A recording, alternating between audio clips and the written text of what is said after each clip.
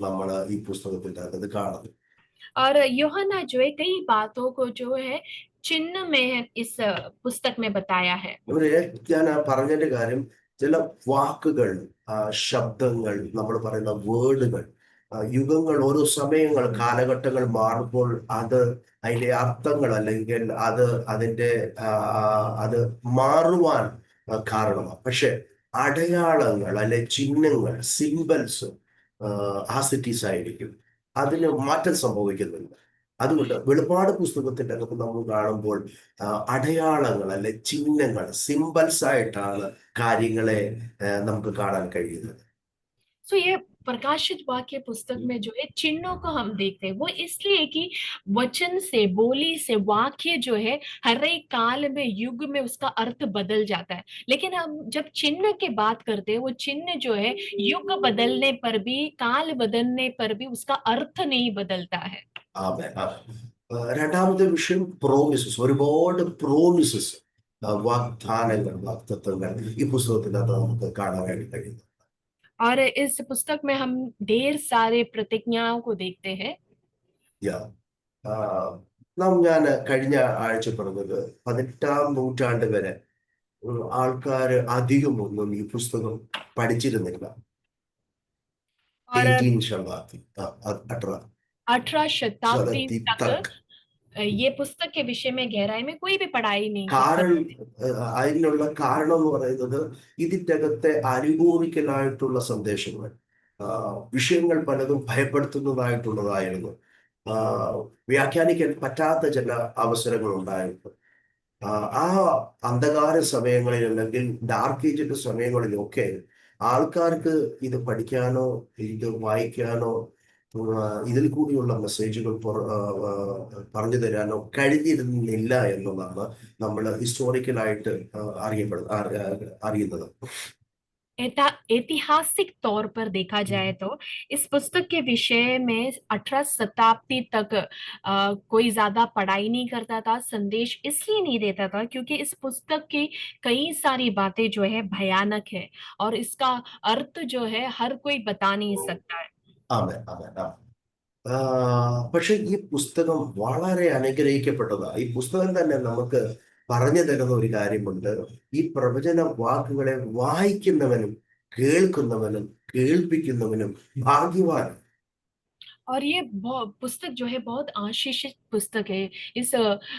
इस पुस्तक में लिखा है कि इस पुस्तक की हर एक बातों को सुनने वाले, सुनाने वाले, पढ़ने वाले जो है आशीषित होंगे। ആമേ, ആദ്യ അധ്യായത്തിൽ തന്നെ അത് തുറക്കുമ്പോൾ തന്നെ തുടങ്ങുമ്പോൾ തന്നെ ആ വെളിപ്പാട് ആ ആത്മാവിൽ പറയുകയാണ്, വായിക്കുന്നവൻ ഭാഗ്യവാനാണ്, കേൾപ്പിക്കുന്നവൻ ഭാഗ്യവാനാണ്, കേൾക്കുന്നവർ ഭാഗ്യവാന്മാരാണ്. इस पुस्तक के पहले अध्याय में ही वहां पर लिखा है कि जो कोई इस पुस्तक की बातें पढ़ता है, सुनता है, सुनाता है, ये ആ सब आशीषित होंगे। അത് പ്രമാണിക്കുന്നവരും ഭാഗ്യവാന്മാർ. और उस वचनों को पालन करने वाले लोग भी आशीष അത് पाएंगे। പുസ്തകം വായിച്ച് തീർന്നതിന്റെ അവസാനത്തെ 22ാമത്തെ അധ്യായത്തിൽ വരുമ്പോൾ അവിടെ പറയും, ഇതാ ഞാൻ വേഗത്തിൽ വരുന്നത്. ഈ പുസ്തകത്തിലെ പ്രവചനം പ്രമാണിക്കുന്നവൻ ഭാഗ്യവാൻ. और इस पुस्तक के 22 अध्याय के आखिरी कुछ वचनों में लिखा है कि मैं शीघ्र आने वाला हूँ, और इस पुस्तक में लिखा हुआ हर एक बातों को पालन करने वाले आशीषित होंगे।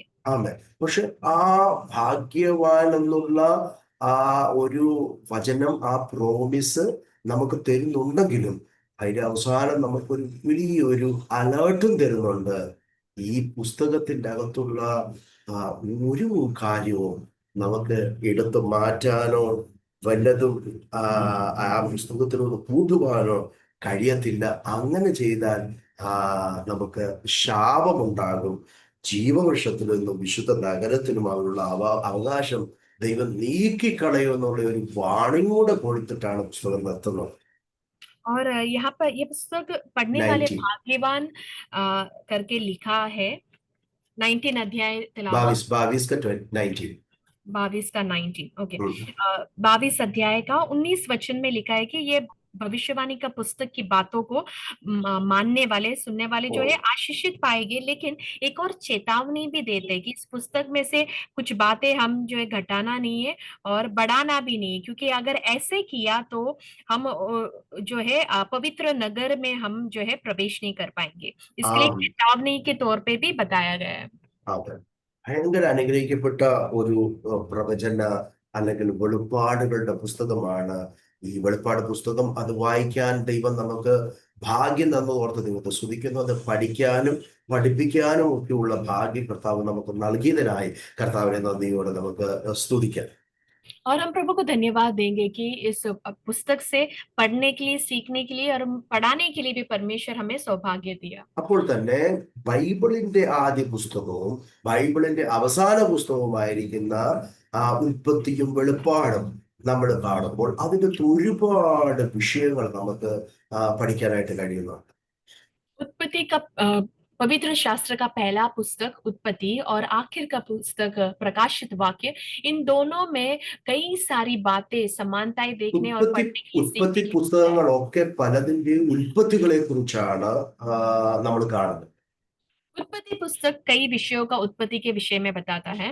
അപ്പൊ പല പല വിഷയത്തിന്റെ ആകാശത്തിന്റെ ഉൽപ്പത്തി, ഭൂമിയുടെ ഉൽപ്പത്തി, സമുദ്രത്തിന്റെ ഉൽപ്പത്തി, കഷ്ടതയുടെ ഉൽപ്പത്തി, ശാപത്തിന്റെ ഉൽപ്പത്തി, രാത്രിയുടെ ഉൽപ്പത്തി, മരണത്തിന്റെ ഉൽപ്പത്തി, ഇതെല്ലാം കാണുന്നത് ഉൽപ്പത്തി പുസ്തകത്തിലാണ്. और उत्पत्ति पुस्तक में हम आकाश, पृथ्वी और സമുദ്രം, समुद्र, कष्ट, क्लेश और ശാപം. रात्रि, शाप, मृत्यु, इन सारे विषयों का उत्पन्न कहाँ से हुआ उस विषय में बातें करता है। എന്നാൽ വെളിപാട് പുസ്തകത്തിൽ ഇതൊന്നുമില്ലാത്ത ആ ഉൽപ്പത്തിയിൽ വന്ന ആകാശമില്ല, ഭൂമിയില്ല, സമുദ്രമില്ല, കഷ്ടതയില്ല, ശാപമില്ല, രാത്രിയില്ല, എല്ലാറ്റിനും ഒരു അന്ത്യം വരുത്തി ഒരു പുത്തൻ അനുഭവത്തിലേക്ക് കൊണ്ടുവരുന്ന ഒരു വെളിപ്പാടാണ് നമ്മൾ വെളിപ്പാട് പുസ്തകത്തിൽ കാണുന്നത്. लेकिन प्रकाशित वाक्य में आते आते हम देखते हैं कि उत्पत्ति में जो कुछ भी देखा वो कुछ नहीं है। मतलब आकाश वही नहीं है, समुद्र, कष्ट, शाप, रात्रि, मृत्यु മരണം. ये कुछ नहीं है, मरण नहीं है। यहाँ पर एक नया अनुभव जो है हम देखते हैं। അതെ. ഏറ്റവും എന്നെ സന്തോഷപ്പെടുത്തിയ ഒരു കാര്യം ഉൽപ്പത്തി പുസ്തകത്തിന്റെ പ്രാരംഭ അധ്യായങ്ങളിൽ പറുദീസ നഷ്ടമാകുന്ന ആ മനുഷ്യന് വെളിപ്പാട് പുസ്തകത്തിലേക്ക് വരുമ്പോഴത്തേക്ക് ആ പറുദീസ വീണ്ടും ലഭിക്കുന്ന ഒരു അനുഭവത്തിലേക്ക് ദൈവാത്മാവ് കൊണ്ടുവരികയാണ്. പറുദീസയ്ക്ക് ഹിന്ദിയിൽ എന്താ പറയുന്നത് പാസ്റ്റർ? ആ പറഞ്ഞു ആ രണ്ടാമത്തെ വാക്യം വായിച്ചു പോകണം. മരണമില്ല, 21:5 ആണോ? ആ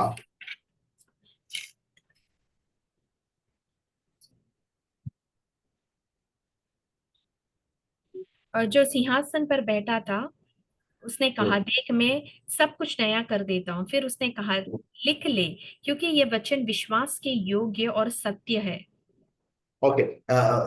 പർദീസ എന്ന് പറഞ്ഞു കഴിഞ്ഞാല് ദൈവം ദൈവം തന്റെ മക്കൾക്കായി ഒരുക്കിയിരിക്കുന്ന परमेश्वर ने प्रभु के लोगों के लिए रखा हुआ उस महिमा का स्थान, परमेश्वर की उपस्थिति का अनुभव, परमेश्वर के साथ की जो अनुभव और अनंत काल का जीवन के अनुभव और वो जो अनंत काल का जीवन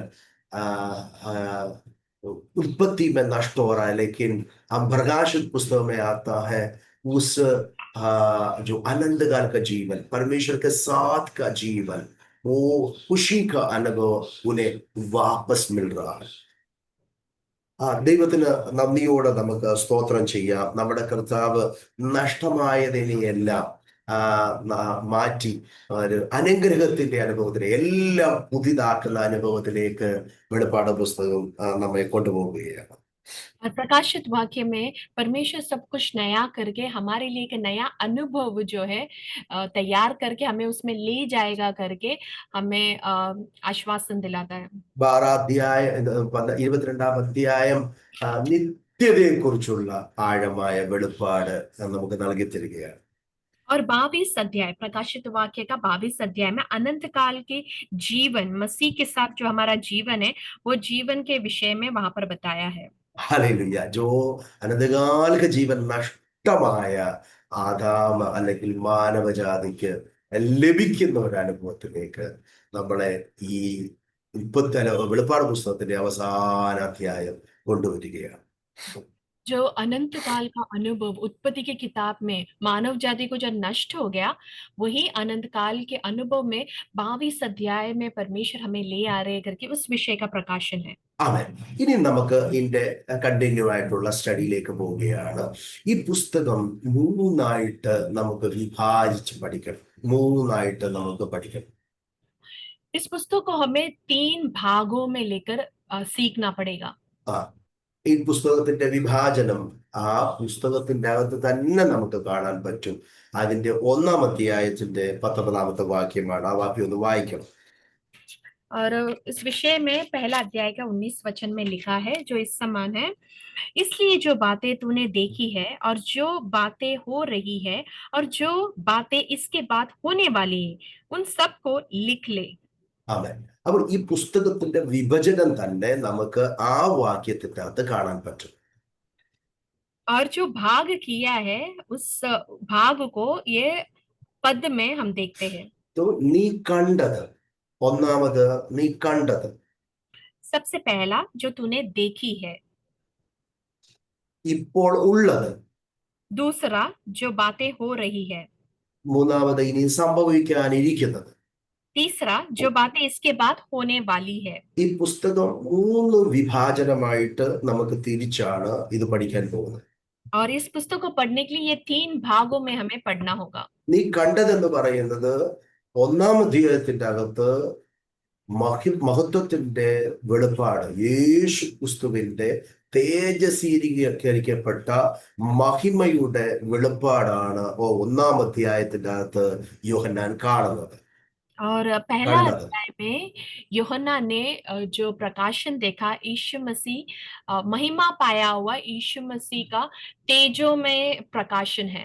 യാ 7 നിലവിളക്കുകളുടെ നടുവിൽ നിലയങ്കി ധരിച്ച് മാറത്ത് പൊൻകച്ച കെട്ടി വെള്ളോട് സദൃശ്യമുള്ള കാളോടുകൂടി വലങ്കയിൽ ആലലിയ മരണത്തിന്റെയും പാതാളത്തിന്റെയും താക്കോൽ പിടിച്ചവനായി നക്ഷത്രം പിടിച്ചുകൊണ്ട് കാണുന്ന യേശു ക്രിസ്തുവിന്റെ തേജസ്സിന്റെ മഹത്വത്തിന്റെ ആ വെളിപ്പാടാണ് 1-ാം അധ്യായത്തിൽ താൻ കണ്ടത്. और यूहन्ना ने पहला अध्याय में महिमा पाया हुआ यीशु मसीह का तेजोमय जो है प्रकाशन पाया। पहला अध्याय का 13वां वचन से हम देखते हैं कि उन दीवटों के बीच में मनुष्य के पुत्र सदृश का एक पुरुष को देखा, और उस विषय का वर्णन वहां पर दिया है। അതാണ് താൻ കണ്ടത്, നീ കണ്ടത്. അത് എഴുതാൻ പറയുകയാണ്, നീ കണ്ടത്. ओके, सो पहला भाग जो है, जो तूने देखा, उसे लिखना है। और അപ്പൊ वो जो യേശു देखा ക്രിസ്തുവിനെ, है, യേശു ക്രിസ്തുവിന്റെ ആ വെളിപ്പാട്, യേശു ആരാണ് यीशु എന്നുള്ള कौन ആ है, വെളിപ്പാടാണ് 1-ാം അധ്യായത്തിന്റെ താൻ കാണുന്നത്. यीशु कौन है, इसका प्रकाशन हम पहला अध्याय में देखते हैं। ഈ യോഹന്നാൻ യേശുവിനെ കണ്ടതാണ്. ये यूहन्ना ने यीशु मसीह को देखा है 3.5 വർഷം തന്റെ കൂടെ നടന്നതാണ്. और 3.5 साल यीशु मसीह के संग चला है। അത്ഭുതങ്ങളും അടയാളങ്ങളും ചെയ്യുന്ന ഒരു ഗുരുവായി താൻ യേശുവിനെ കണ്ടതാണ്. और अद्भुत और चिन्ह कार्यों को देखने തന്നെ वाला गुरु को പോലെ തന്നെ यूहन्ना ने देखा ഇരിക്കുന്ന है। ശരീരത്തിൽ വന്ന തന്നെ പോലെയുള്ള ഒരു മനുഷ്യനായി താൻ തന്റെ ഗുരുവിനെ കണ്ടതാണ്. यूहन्ना ने जो है अपने समान मनुष्य रूप में आया हुआ यीशु को देखा है।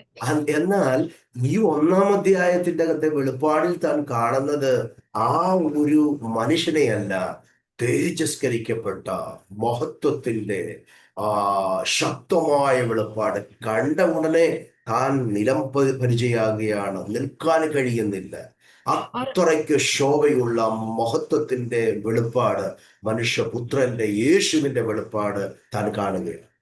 और जो मनुष्य रूप में देखा वो यीशु मसीह को नहीं। पहला अध्याय में यूहन्ना जो देखता है, यीशु महिमा पाया तेजोमय जो है यीशु मसीह को देखते हैं, और वो देख कर जो है वो खड़ा नहीं रह सका, वो गिर गया। ആണ്. ഓക്കെ, തോ രണ്ടാമത് ആ, ഇപ്പോൾ ഉള്ളത് എന്ന് പറയുന്നത് दूसरा भाग രണ്ടും മൂന്നും അധ്യായത്തിന്റെ അകത്തുള്ള വെളിപ്പാടാണ്. ഒന്നാം അധ്യായത്തെ രണ്ടും മൂന്നുമാണോ? ഇപ്പോൾ ഉള്ളത് രണ്ട് മൂന്ന്. ओके, सो दूसरा भाग जो है, जो बातें हो रही है, उस विषय में प्रकाशन है। दूसरा और तीसरा अध्याय में है वो സാത്ത് കലീസിയ 7 സഭകളോടുള്ള ദൂതും വെളിപ്പാടുമാണ്. और वो जो प्रकाशन या प्रकटीकरण 7 कलीसिया को दिया गया है। ആ ഏഷ്യ മൈനറിലുള്ള 7 സഭകളെ കുറിച്ചുള്ള വെളിപ്പാടാണ് ആ രണ്ടും മൂന്നും അധ്യായത്തിന്റെ അകത്ത് യോഹന്നാൻ കാണുന്നത്.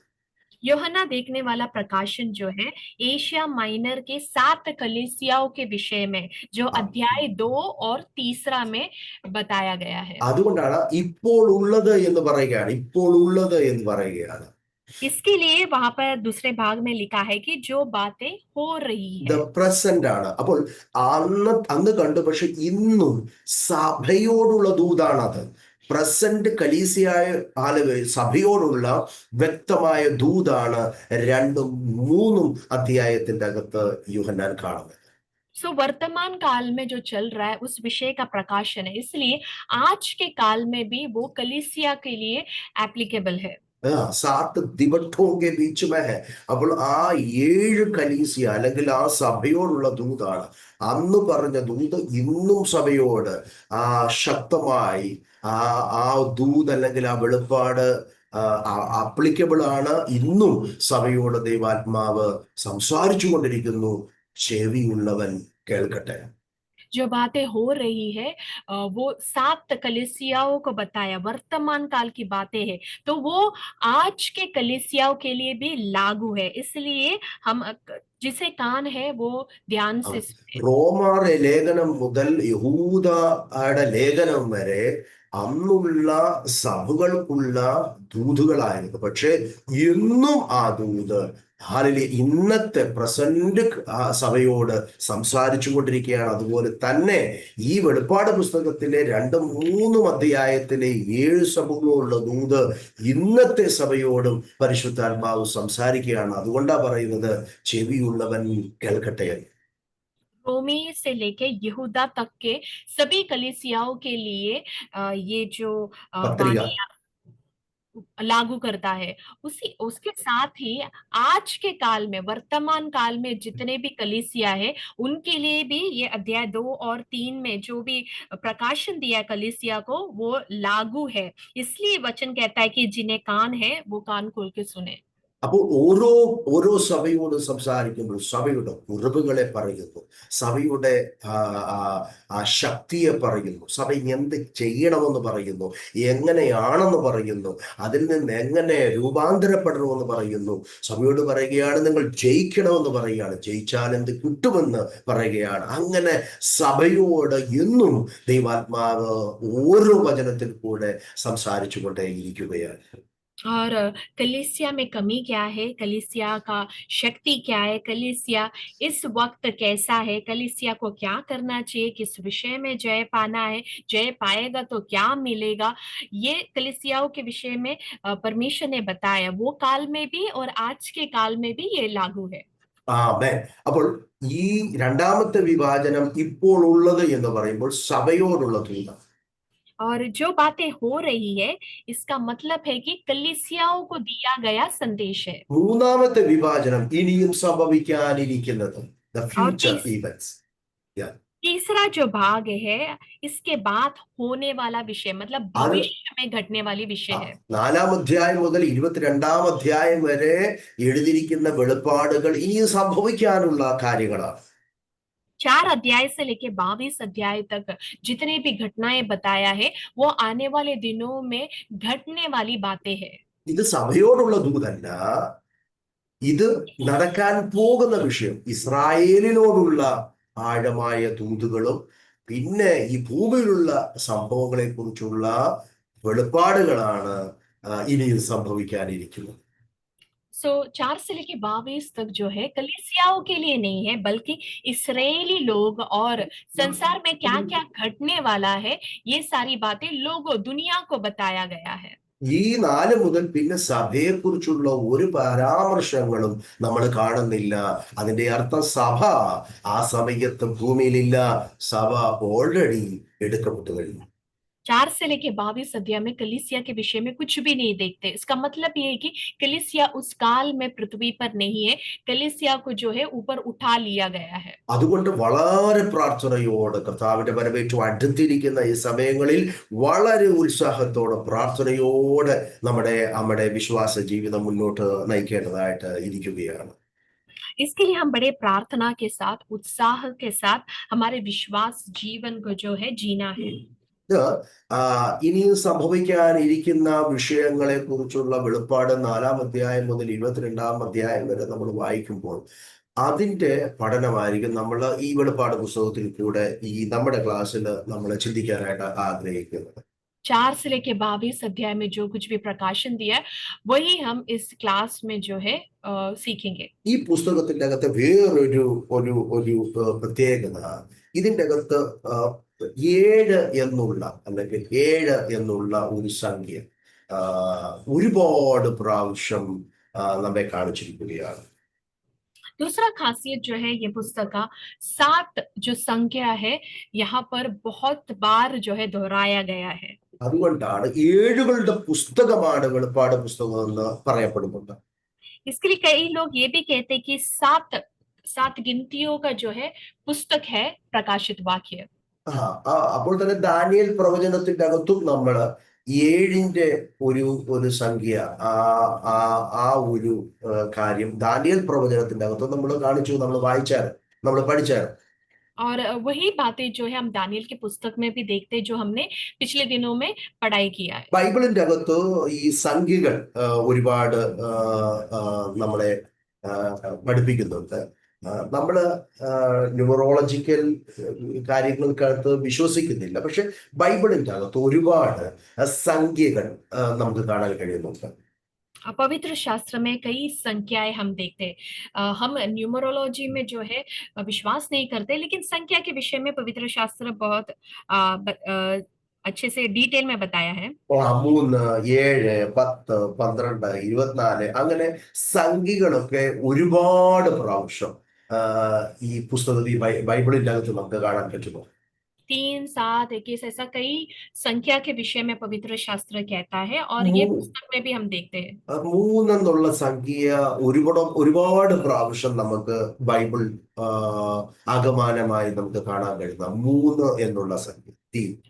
पूरे पवित्र शास्त्र में 3 जो संख्या है कई बार बताया है। അത് ദൈവിക പൂർണ്ണതയാണ് നമുക്ക് കാണുന്നത് 3 എന്നുള്ള സംഖ്യ. 3 जो संख्या है दैविक पूर्णता को दर्शाता है। അപ്പോൾ തന്നെ 7 എന്നുള്ള സംഖ്യ ഈ വെളിപ്പാട് പുസ്തകത്തിന്റെ അകത്ത് 50-ലധികം പ്രാവശ്യം 7 എന്നുള്ള ആ സംഖ്യ വന്നിട്ടുണ്ട്. ആ സംഖ്യ ആത്മീക പൂർണ്ണതയെ കുറിച്ചാണ് നമ്മെ പഠിപ്പിക്കുന്നത്. और 7 जो संख्या है करीब 50 से भी अधिक बार प्रकाशित वाक्य में बताया गया है, और वो आत्मिक पूर्णता को दर्शाता है। ആമേൻ, ആമേൻ. 10 എന്നുള്ള ഒരു സംഖ്യ ബൈബിളിന്റെ അകത്ത് കാണുന്നു. അത് പ്രവർത്തികളുടെ പൂർണ്ണതയ്ക്കായിട്ട് ഉപയോഗിച്ചിരിക്കുക. और 10 जो है वो कर्मों का പൂർണ്ണത को दर्शाता है. ഓക്കെ, 12 എന്നുള്ള ഒരു സംഖ്യ പല പ്രാവശ്യം ഇതിന്റെ അകത്ത് തന്നെ ഉണ്ട്. അത് ഭരണങ്ങളുടെ പൂർണ്ണതയെ കുറിച്ച് കാണിക്കാനായിട്ട് ഉപയോഗിച്ചിട്ടുണ്ട്. भरण ने प्रभुता है। പ്രഭുത്വ. सो 12 जो अंकिया है वो प्रभुता का पूर्णता के विषय में दर्शाता है. ഓക്കെ, ഇതിന്റെ അകത്ത് നമ്മൾ വായിക്കുന്നത് 7 സഭകളെ കുറിച്ച് പറയുന്നു, 7 ആത്മാക്കളെ കുറിച്ച് പറയുന്നു. അതെല്ലാം നോക്കി പറയണം കേട്ടോ. 7 ഒരുപാട് ഞാൻ അതിൻ്റെ അകത്ത് ഈ ഡിസ്പ്ലേക്ക് അത് നിങ്ങളെ കാണിച്ചിട്ടുണ്ട്. അങ്ങനെ star, lamps, seals, horn, I, age, അങ്ങനെ 7 ഒരുപാട് നമ്പർ നമുക്ക് ആ സിംബൽസ് കാണാൻ പറ്റും. और 7 का कई जो है सिंबल्स या चिन्ह जो है आपकी स्क्रीन में जो है पास्टर ने लिस्ट करके डाला है, जैसा 7 कलीसिया, 7 आत्माएं, 7 दीवटे, 7 जो है सील मोहर है, आंखें है और दूध है, ऐसे कई चीजें बताया है। ഓക്കെ. അപ്പൊ ഒരു കാര്യം കൂടെ നമുക്ക് ഈ പുസ്തകത്തിന്റെ അകത്തൂടെ മനസ്സിലാക്കുന്നത്, ഈ പുസ്തകം ആ, 4 പ്രത്യേകമായിട്ടുള്ള വിഷയത്തെ നമുക്ക് കാണിച്ചു തരുന്നുണ്ട്, വെളിപ്പെടുത്തി തരുന്നു.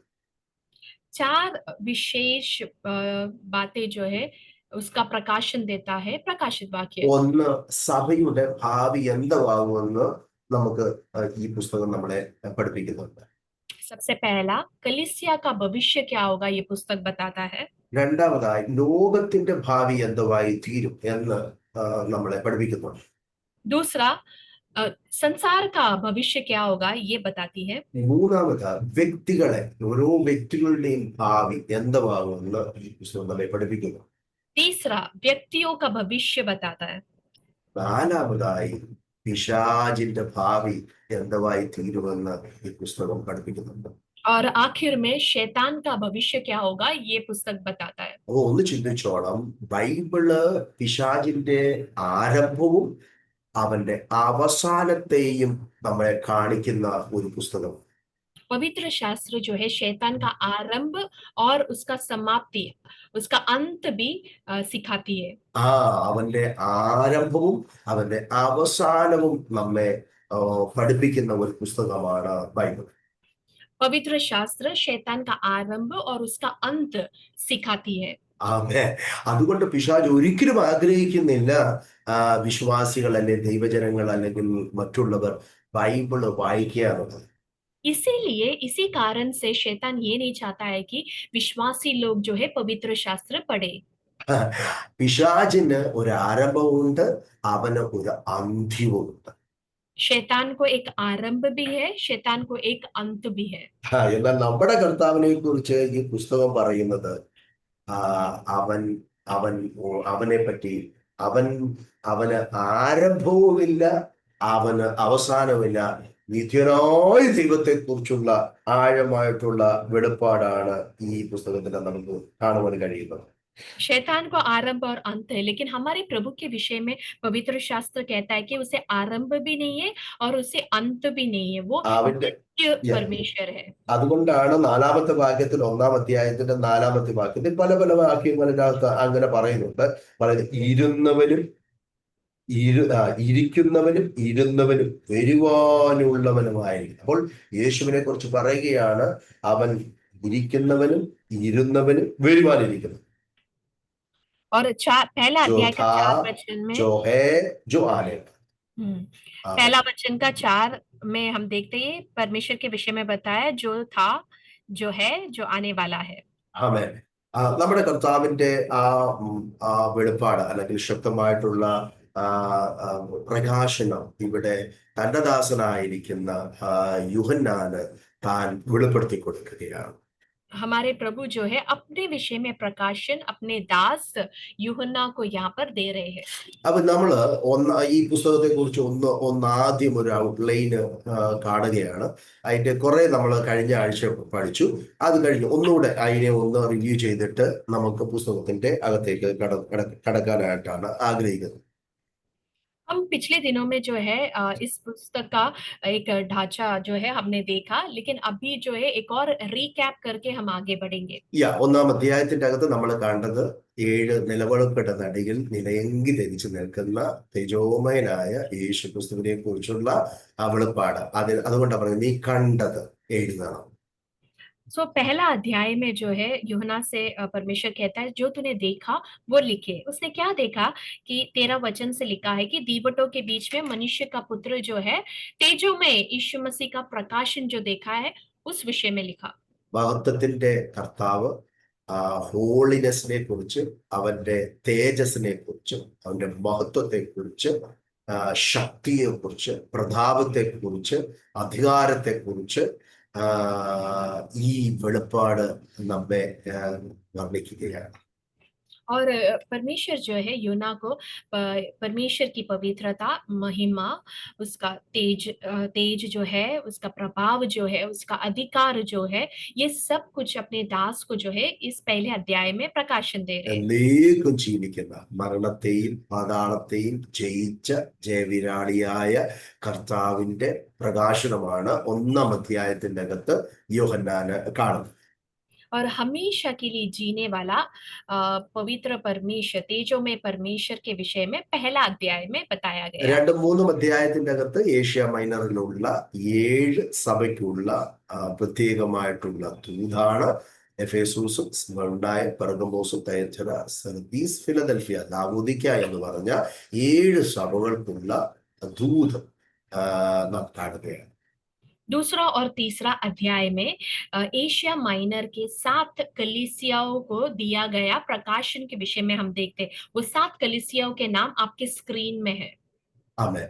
അപ്പോൾ ഓരോ സഭകളും അന്ന് ഉണ്ടായിരുന്ന ആ ഏഷ്യ മൈനറിൽ ഉണ്ടായിരുന്ന പ്രത്യേകമായിട്ടുള്ള സഭകളാണ്. ആ സഭകൾക്ക് ദൂതെഴുതുക. അപ്പോൾ അന്ന് എഴുതി ആ സഭകൾക്ക് വേണ്ടി മാത്രമല്ല, ഇന്നുള്ള എന്നോടും നിങ്ങളോടും വർത്തമാന സമയത്തിലെ സഭയോടും ഈ ദൂത് സംസാരിച്ചു കൊണ്ടിരിക്കുന്നു. നമ്മുടെ കുറവുകൾ, നമ്മുടെ ബലഹീനതകൾ, നാം എന്തായി തീരണം, എങ്ങനെയായി തീർന്നു കഴിഞ്ഞാൽ കർത്താവ് നമുക്ക് പ്രതിഫലം തരും. ആ ജയിക്കുന്നവന് കൊടുക്കുന്ന ആ അധികാരം, ആ പ്രതിഫലം എങ്ങനെ പ്രാപിക്കാൻ പറ്റുമെന്ന് ഈ എല്ലാ സഭകളോടും ദൂത് പറഞ്ഞ് അവരെ ബലപ്പെടുത്തുകയാണ്. और दूसरा और तीसरा अध्याय में 7 कलीसियाओं को जो प्रकाशन दिया है, उस काल के कलीसियाओं के लिए ही नहीं है, वो आज वर्तमान में जितने भी कलीसिया है, आप और मेरे लिए भी लागू है। हमारी कमी क्या है, हमारा शक्ति क्या है, हमें कैसे रहना है, क्या करना है, क्या नहीं करना है, कैसा जय पाना है, जय पाया तो उसका प्रतिफल क्या होगा, ये सब विषय में बताया गया है। ഓക്കെ, ആ 7 ദിവട്ട് തന്നെ 7 കലീസിയാണ്. 7 വിളക്കുകൾ, 7 വിളക്കുകൾ, 7 സഭകളുള്ള ബന്ധത്തിലാണ് ഇവിടെ കാണാം. 7 दीवट जो है 7 कलीसियाओं को दर्शाता है। 4-ാമത്തെ അധ്യായത്തിന്റെ അകത്ത് സ്വർഗം തുറന്നതായിട്ട് കാണും. സ്വർഗത്തിന്റെ അകത്ത് 4-ഉം 5-ഉം അധ്യായത്തിൽ സ്വർഗീയ ദർശനമാണ് യൂഹന്നാൻ കാണുന്നത്. 4 और 5 अध्याय स्वर्गीय दर्शन യോഹന്ന देख रहा है। അവിടെ കർത്താവിന്റെ വെളിപ്പാട് താൻ കാണുന്നു. അറക്കപ്പെട്ട കുഞ്ഞാടിനെ കാണുന്നു. യഹൂദ ഗോത്രത്തിലെ സിംഹത്തെ കാണുന്നു. യേശുവിന്റെ 4 പ്രത്യേകപരമായിട്ടുള്ള ആ മുഖത്തെ കാണുന്നു. ഈ എല്ലാം ആ സ്വർഗീയ വെളിപ്പാടാണ് താന് ഈ 4-ലും 5-ഉം അധ്യായത്തിന്റെ അകത്ത് കാണുന്നത്. 4 और 5 अध्याय में यूहन्ना जो है स्वर्गीय दर्शन देखते हैं।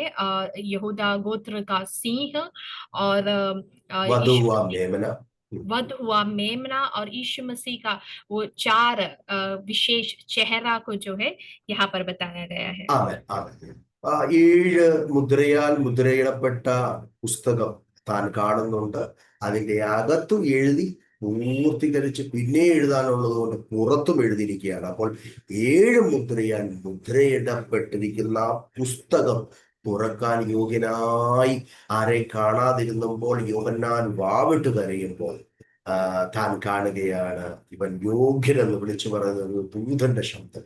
അവത്തിലേക്ക് തിരിഞ്ഞു നോക്കുമ്പോൾ യേശു ഒരു അറക്കപ്പെട്ട കുഞ്ഞാടായി യഹൂദഗോത്രത്തിലെ സിംഹത്തെ താൻ കാണുന്നു. ഇവൻ യോഗ്യനാണ് ഈ മുദ്ര പൊട്ടിക്കാനെന്നുള്ള ശക്തമായ ഒരു ഘോഷം അവിടെ കേൾക്കുകയാണ്.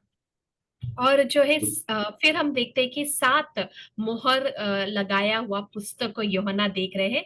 उसके भीतर, वो पुस्तक के भीतर और बाहर दोनों जगहों पे लिखा गया है। और वो मोहर, वो पुस्तक का मोहर खोलने के लिए कोई भी नहीं है। ये देखते हुए यूहन्ना जो है बड़े ऊंचे शब्द से रो रहा है। तब एक स्वर्गदूत का आवाज वो सुनता है कि ये योग्य है।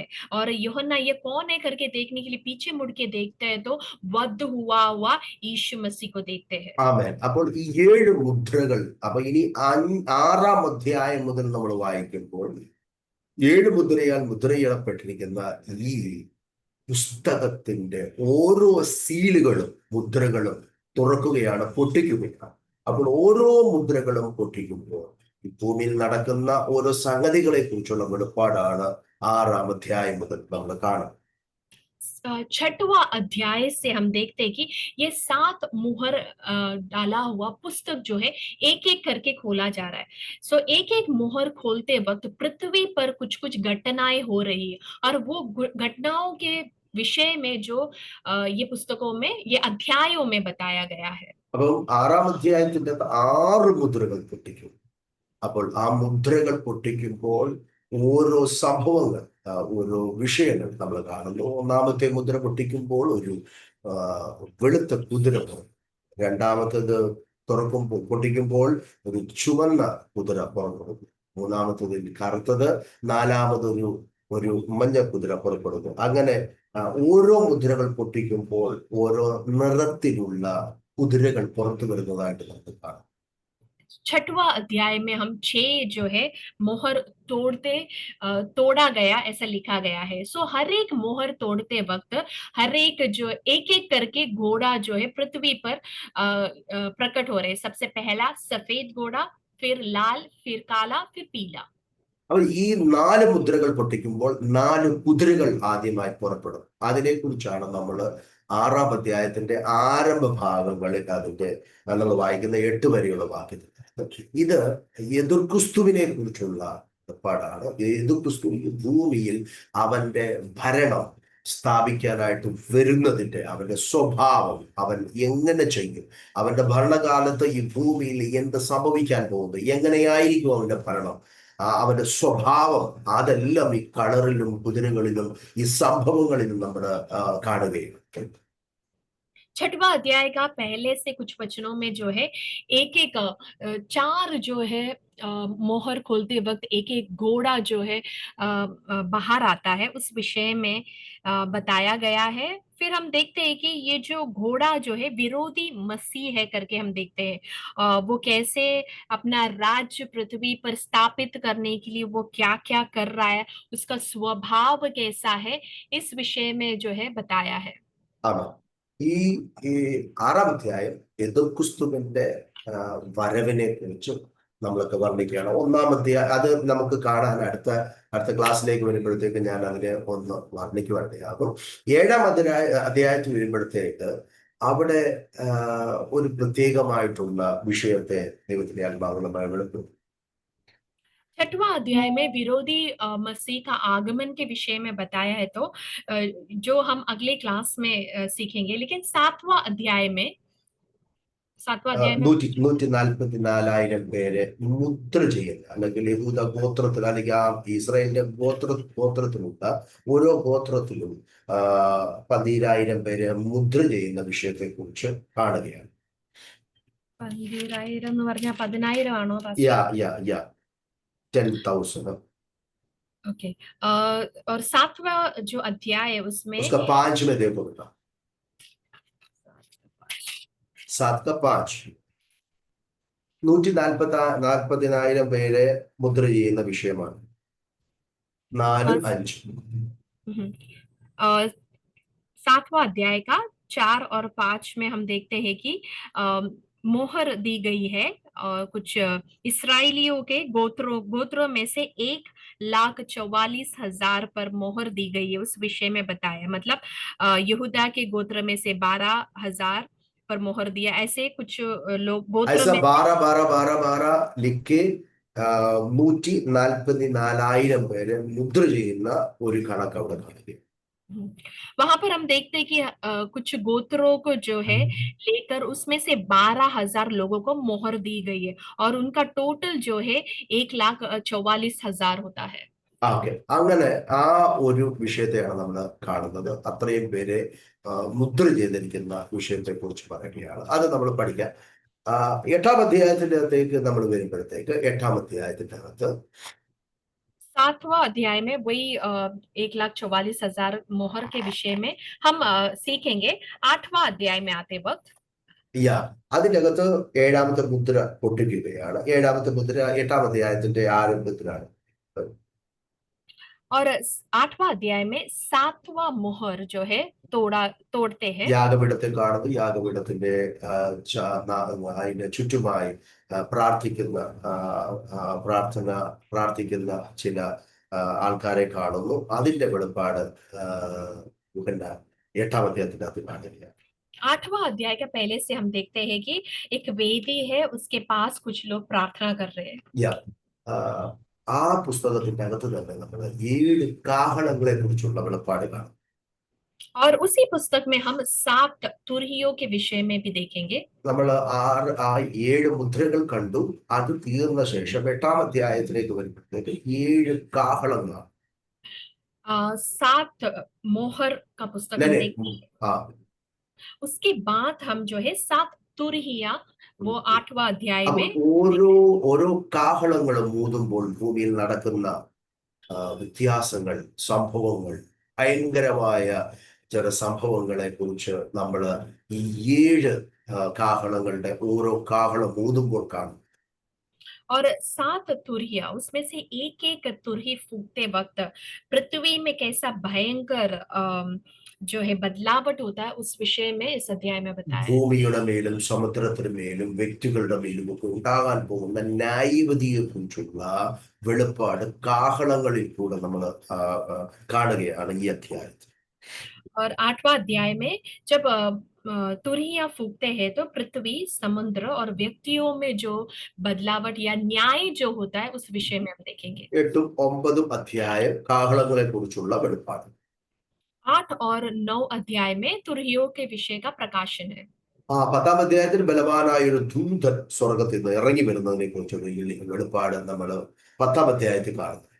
और 10वां अध्याय में जो है एक शक्तिशाली स्वर्गदूत जो है स्वर्ग से उतरते उस विषय അതെ का प्रकाशन അതെ. है।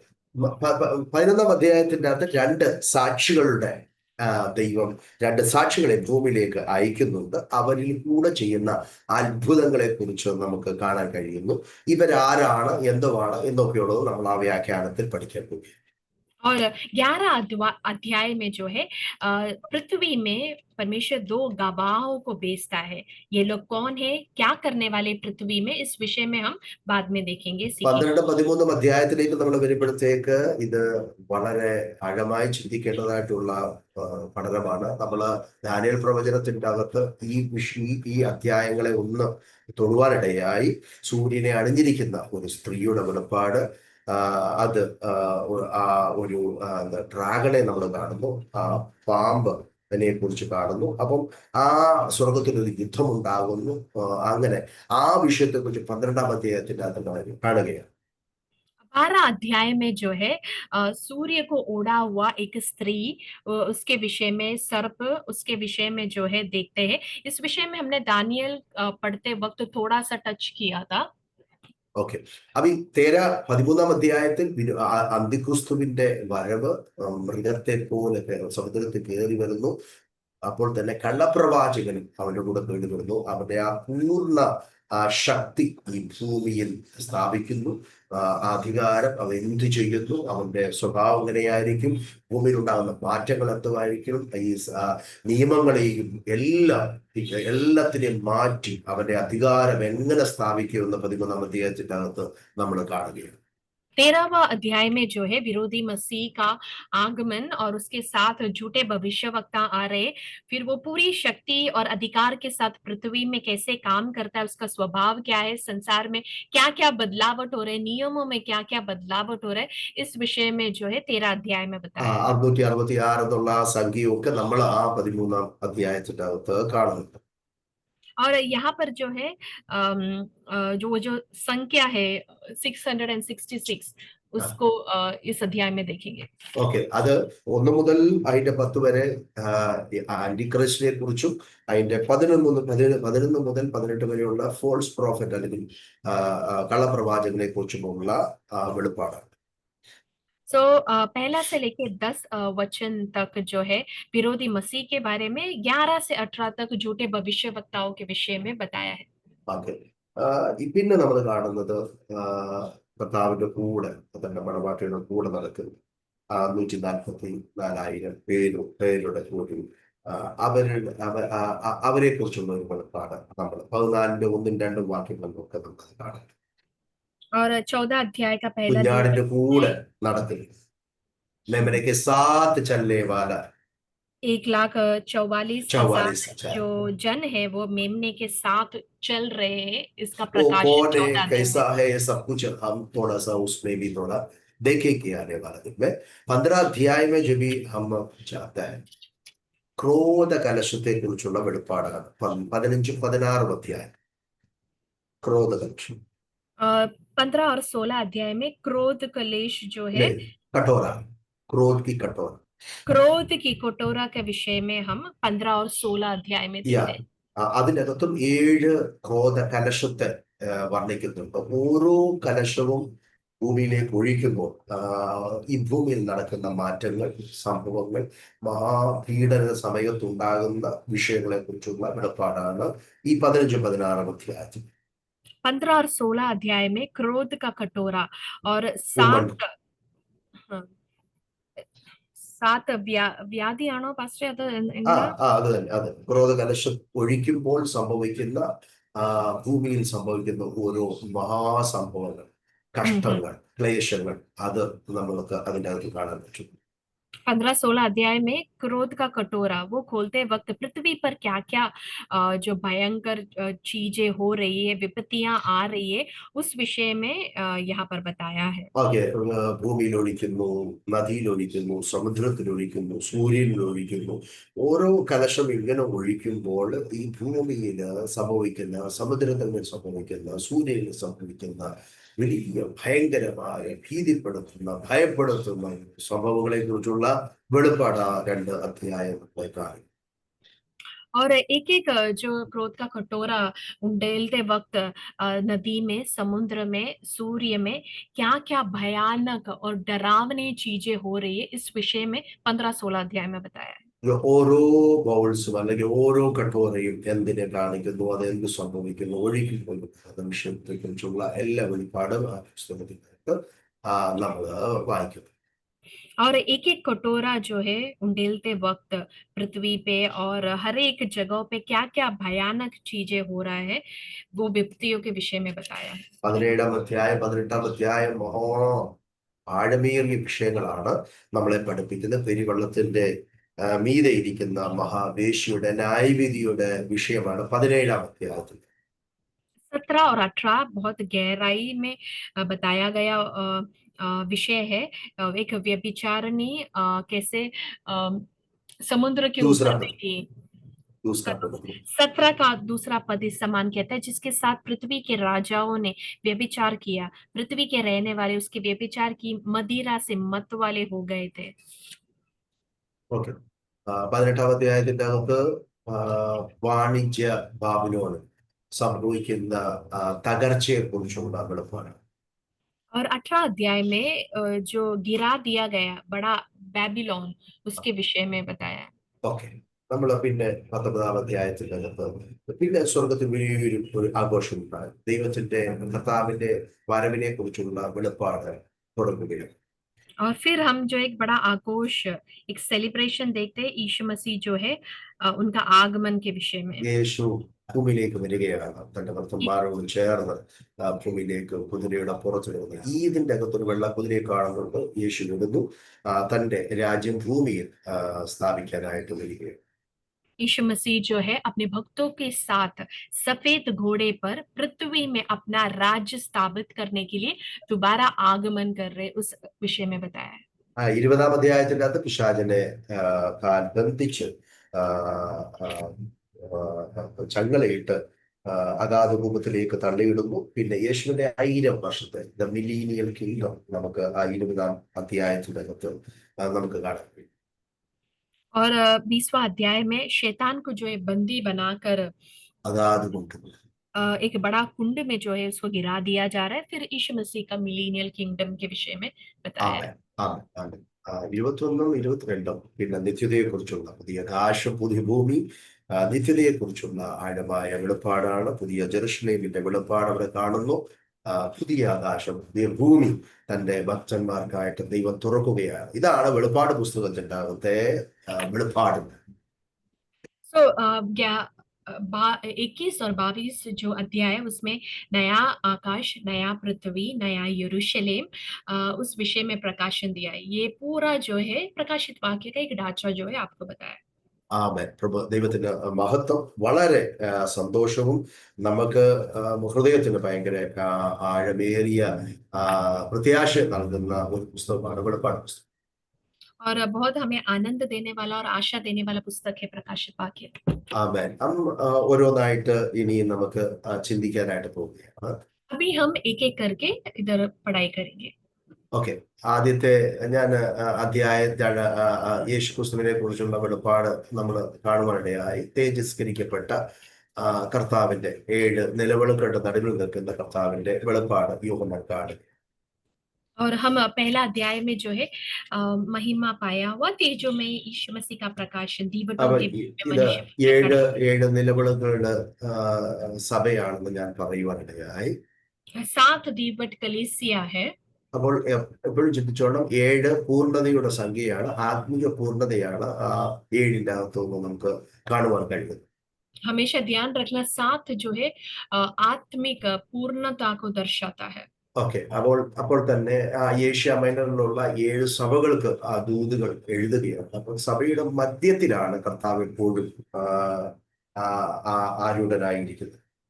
और ये जो संदेश है 7 कलीसिया को जो एशिया माइनर में उन्हें दिया गया है और यीशु मसीह हमेशा कलीसिया के बीच में रहता है।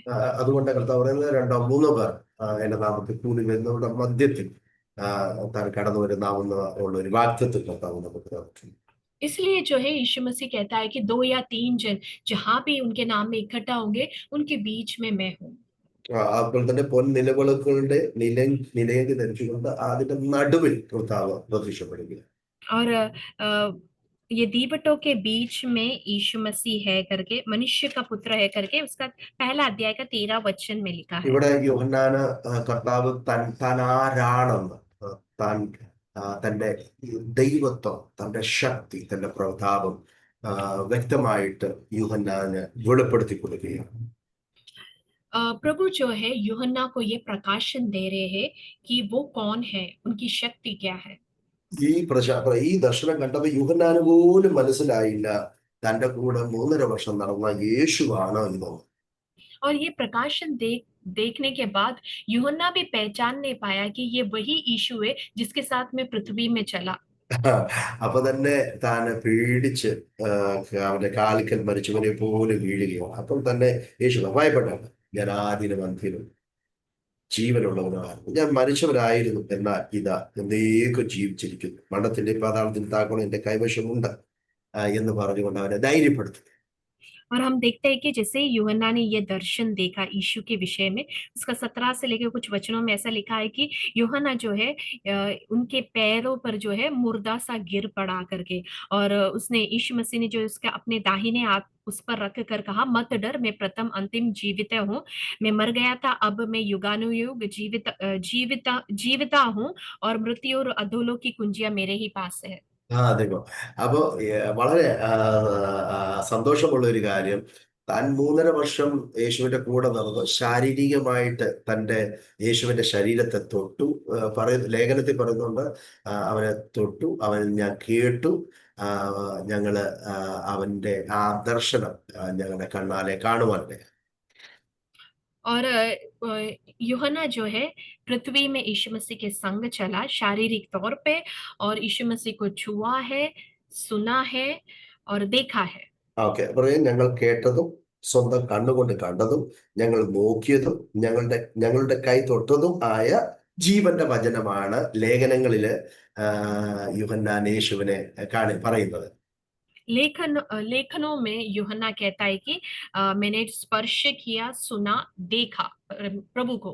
അപ്പോൾ തന്നെ മരണശേഷം ഉയർത്തെഴുന്നേറ്റ യേശുവിന് 40 ദിവസത്തെ യേശുവിന്റെ ആ വെളിപ്പാടില് യേശു ശിഷ്യന്മാർക്ക് പ്രത്യക്ഷനാകുമ്പോൾ അവിടെയും യോഹന്നാൻ ആദ്യമായിട്ട് യേശുവിനെ കാണുന്നുണ്ട്. പത്രോസിനും ഇവർക്കൊന്നും മനസ്സിലാകാതിരിക്കുമ്പോൾ പെരുത്ത മീൻകൂട്ടത്തിന്റെ ആ ഒരു അത്ഭുത വിടുതലിന്റെ സമയത്ത് യൂഹന്നാനെ വിളിച്ചോളൂ, ഇത് കർത്താവാകുന്നു. അപ്പൊ അവിടെ ഒന്നും പേടിക്കുന്ന ഒരു അനുഭവം ഇല്ല. പക്ഷെ ഈ വെളിപ്പാട് പുസ്തകത്തിൽ യേശുവിന്റെ ഗ്ലോറിയസ് അപ്പിയറൻസ് കണ്ടപ്പോൾ താൻ പേടിച്ച് തന്റെ കാൽക്കൽ വീഴുകയാണ്. और देखो ये वही यूहन्ना है जिन्होंने यीशु मसीह को शारीरिक रूप में पृथ्वी पर उसके संग चला, देखा, छुआ, सुना। और हम देखते हैं कि यीशु मसीह मर कर जो फिर से जी उठा 40 दिन के बाद, जब यीशु मसीह शिष्यों को जब प्रत्यक्ष रूप में दिखाई दिए, तब भी जो है हम देखते मच्छी पकड़ने के लिए गए हुए चेले लोग जो है, उनमें से कोई भी उनको नहीं पहचानता, लेकिन यूहन्ना जो है वो यीशु मसीह को पहचानता है। और वहां कहीं भी वचन ये नहीं कहता है कि यूहन्ना डर गया, लेकिन यहाँ पर प्रकाशित वाक्य का पहला अध्याय में जब तेजों में महिमा पाया हुआ यीशु मसीह को देखता है, तो वो घबरा गया और उसके पैरों में मुर्दा सरीका गिर गया करके वचन कहता है। അത്രയ്ക്ക് ഗ്ലോറിയസ് ഒരു പ്രകാശ വെളിപ്പാടാണ് താൻ തന്റെ നാഥനെ കുറിച്ച്, തന്റെ ഗുരുവിനെ കുറിച്ച്, തന്റെ കർത്താവിനെ കുറിച്ച് കാണുന്നത്. और उतना महिमा भरा हुआ एक प्रकाशन, एक एक बड़ा जो ज्योति है यीशु मसीह के अपने गुरु के विषय में, अपने कर्ता और अपने जो लॉर्ड है, प्रभु जो है, उसके विषय में यूहन्ना ने इस अध्याय में देखा। അപ്പം ആ, ഈ വെളിപ്പാടിന് ഒന്നാം അധ്യായത്തിൽ താൻ കാണുകയാണ്. ഞാൻ പറഞ്ഞു ഈ പുസ്തകം മൂന്നായി വിഭജിച്ചിരിക്കുന്നു. ഒന്ന് കണ്ടത്, ഇപ്പോൾ ഉള്ളത്, പിന്നെ വരുവാനുള്ളത്. മൂന്ന് ഭാഗങ്ങളായിട്ടാണ് നമ്മൾ പഠിക്കാൻ. और उसने जो देखा है वो पहला अध्याय में लिखा है, जैसा 29 नहीं 19 वचन 19. में लिखा बताया है कि जो देखा है, जो बातें हो रही है और इसके बाद जो होने वाली है, उन सबों को लिखो। तो उसने सबसे पहला देखा है, और क्या देखा है?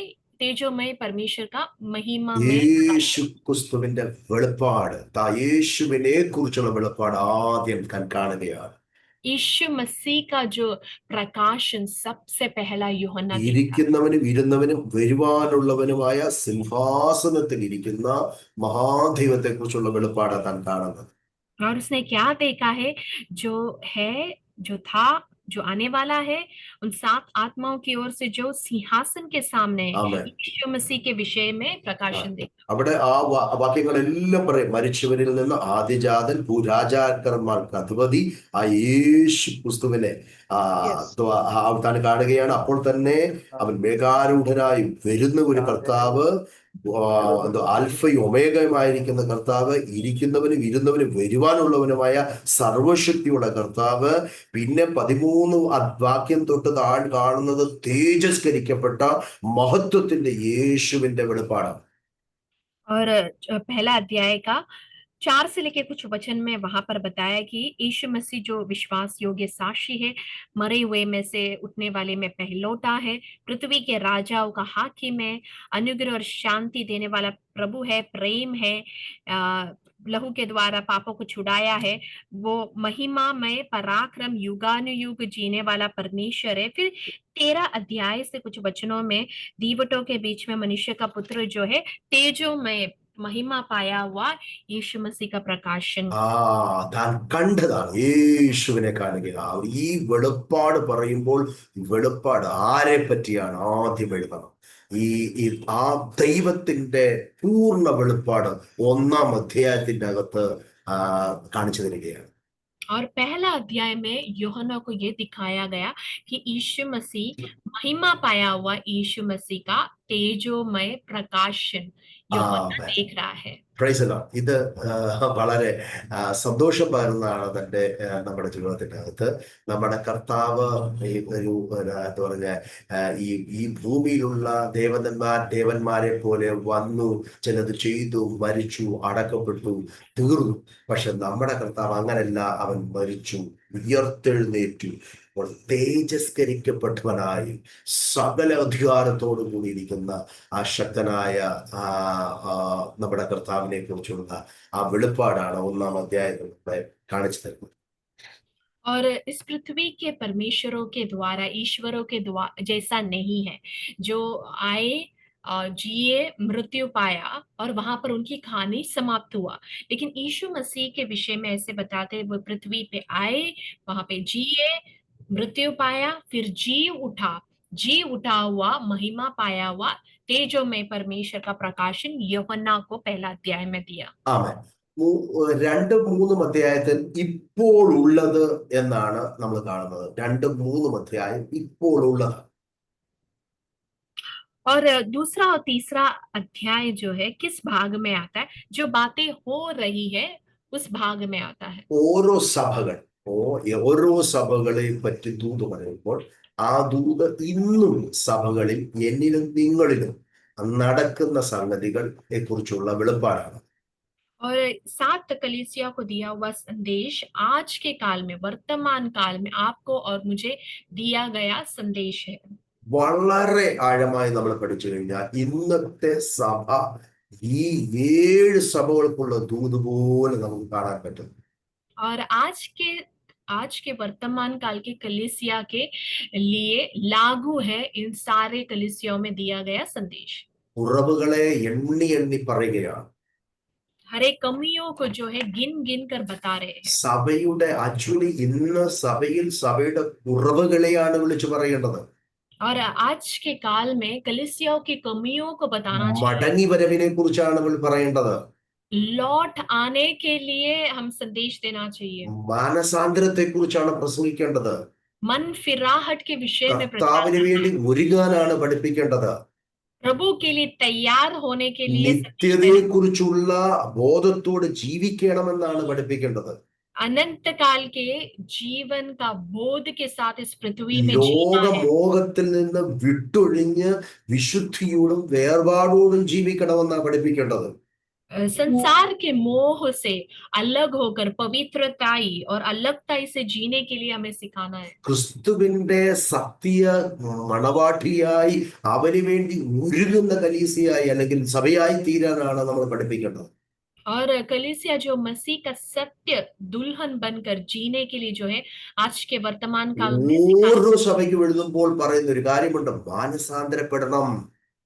और हर एक कलीसिया को लिखते वक्त ये कहा है कि मन फिराओ। അല്ലെങ്കിൽ ഞാൻ നിങ്ങളെ കണ്ടോ, അല്ലെങ്കിൽ നടക്കുന്ന അല്ലെങ്കിൽ എന്നുള്ള ശബ്ദം എപ്പോഴും ഇങ്ങനെ അത് ധ്വനിച്ചുകൊണ്ടിരിക്കുകയാണ്.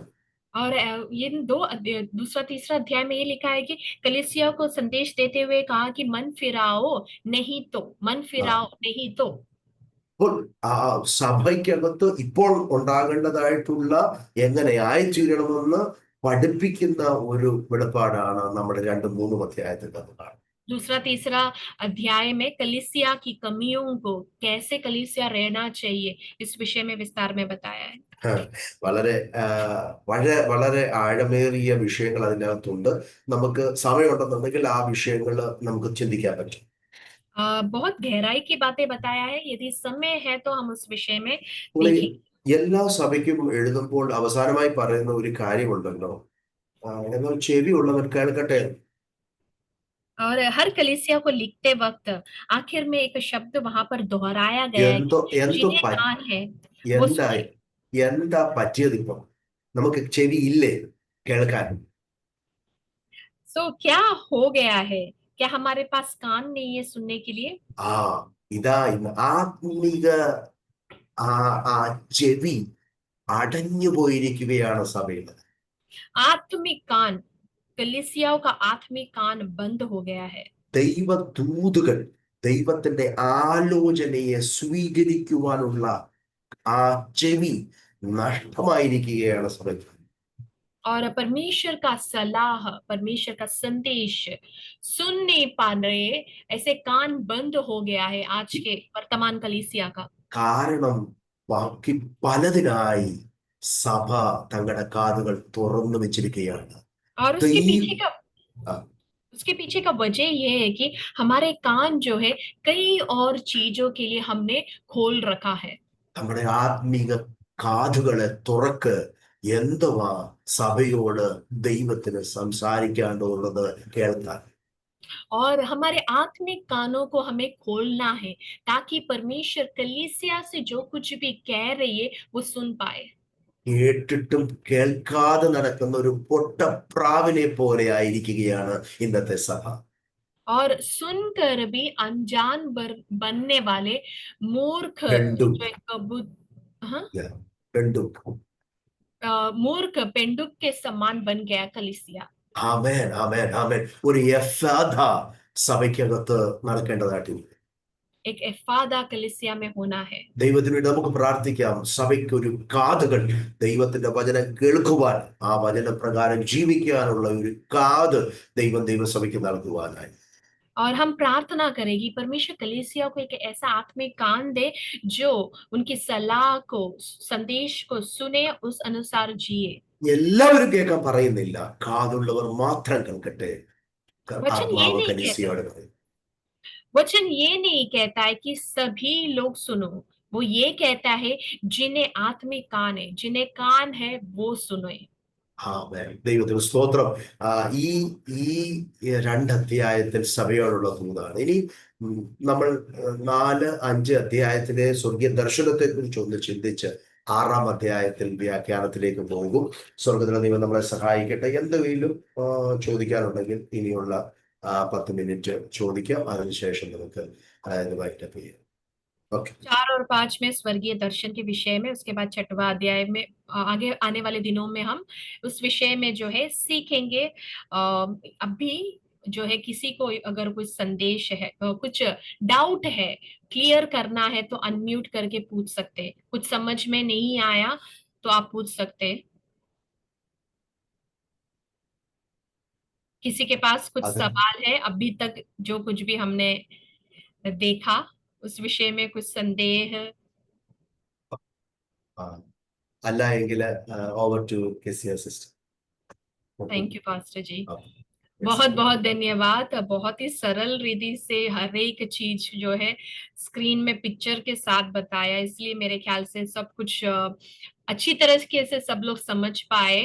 और यदि आपके पास वो अध्याय पढ़ के कुछ सवाल आता है तो कृपया करके मुझे व्हाट्सएप नंबर पर मैसेज करें। हम अगले सप्ताह जो है पास्टर साहब से उसका क्लैरिटी लेंगे। पास्टर साहब बहुत बहुत धन्यवाद आपको, क्लास बहुत अच्छी रीति से सिखाने के लिए, हमें अनुग्रह करने के लिए इन वचनों से। हालेलुया, परमेश्वर आपको बहुताई से आशीष करे, आपकी सेवकाई, आपके परिवार में परमेश्वर हालेलुया इन सारी बातों का आशीष दे। और हम हमारे प्रार्थनाओं में आपको याद करते हैं। आगे का समय जो है इस मीटिंग को हम प्रार्थना करके समाप्त करेंगे। अगला क्लास अगले सोमवार 7 बजे होगा। मैं विनती करती हूँ कि इस क्लास को आप मिस ना करें, बहुत ही बहुमूल्य है। और जितने लोगों को हो सके उतने लोगों को बताइए, लेकर आइए, सभी आशीष पाने पाए। अभी आगे का समय हमारे कलीसिया के अभिषिक्त दास पीए जोसेफ पास्टर अंकल के हाथ में हैंड ओवर करती हूँ। Praise the Lord, hallelujah. मैं प्रभु का धन्यवाद देता हूँ।